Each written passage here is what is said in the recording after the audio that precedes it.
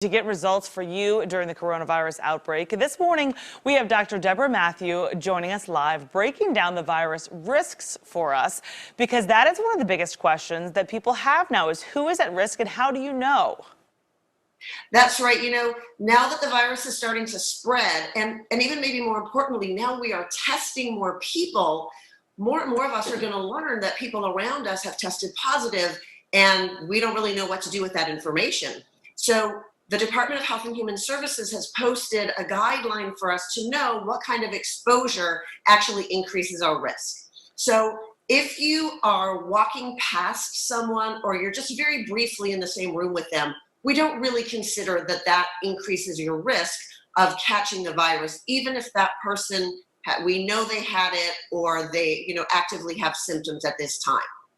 On the other hand, if you are in the same room with them for a longer period of time, but you are more than 6 feet apart from them, that's still only considered a low risk of transmission. So for example, if you're at the doctor's office for your rash and you're sitting on one side of the waiting room and there's somebody way over there on the other side of the waiting room, and later on you find out that person tested positive for COVID-19, you're still at low risk of catching it from them. Now, if you have sustained close contact, so you're closer than 6 feet from somebody and they have confirmed COVID-19 and they've got symptoms, they've got fever, they've got cough, then we would consider that you're at medium risk of catching the virus from them. But the truth is, for most of us, the highest risk is sustained close household contacts of somebody who has tested positive for COVID-19.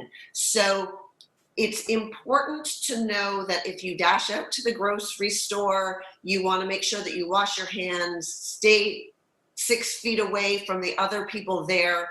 At least that will minimize your risk. But when the weather gets nice again, if you want to go out for a walk, passing somebody on the sidewalk just very briefly isn't really going to significantly increase your risk.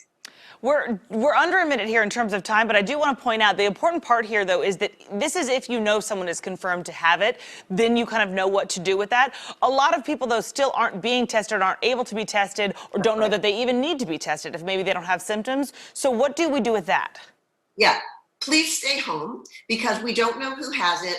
And the best way that we can slow down the spread of the virus is to stay home. If you think that you may have been exposed and you're worried about it and you start to get symptoms, call your doctor. Don't go in, please call. We have limited numbers of protective devices for our healthcare workers. They are the ones at high risk, along with the high risk populations. And so we want to protect people by staying home unless you're really sick and you really do need help.